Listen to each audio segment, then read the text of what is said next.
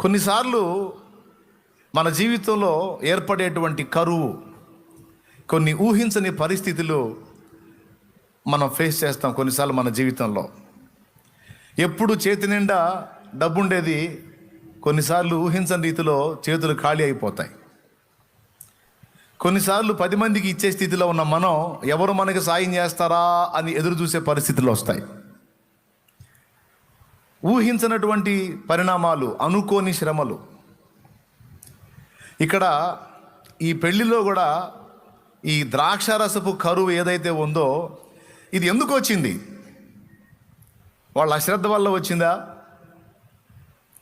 లేకపోతే వాళ్ళ తెలివి తక్కువతనం వల్ల వచ్చిందా?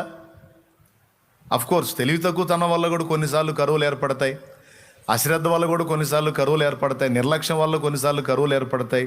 అవన్నీ ఒక ఎత్తు అయితే, కొన్నిసార్లు కొన్ని ప్రదేశాల్లో ఏర్పడేటువంటి కొరతలు, కొదువలు, లేములు దేవుని మహిమ కోసం ఏర్పడతాయట.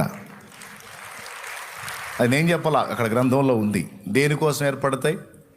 దేవుని మహిమ కోసం కొన్నిసార్లు లేమిని మనకు అనుమతిస్తాడంట దేవుడు.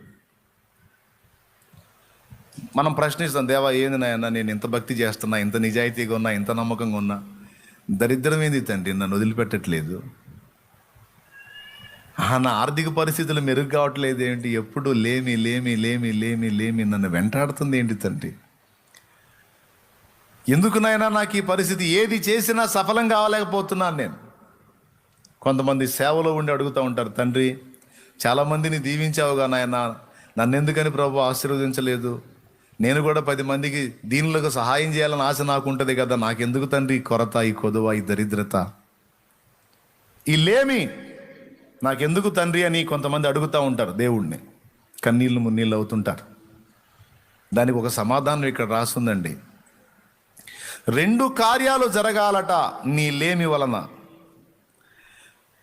నువ్వు కలిగి ఉన్న కొరత, కొదువ వలన, నీకేర్పడిన కరువు వలన 2 కార్యాలు జరగాలట. 1, దేవునికి మహిమ రావాలి. 2, కొంతమంది నీ జీవితంలో జరిగిన కార్యాన్ని బట్టి ఆయన విశ్వసించాలి.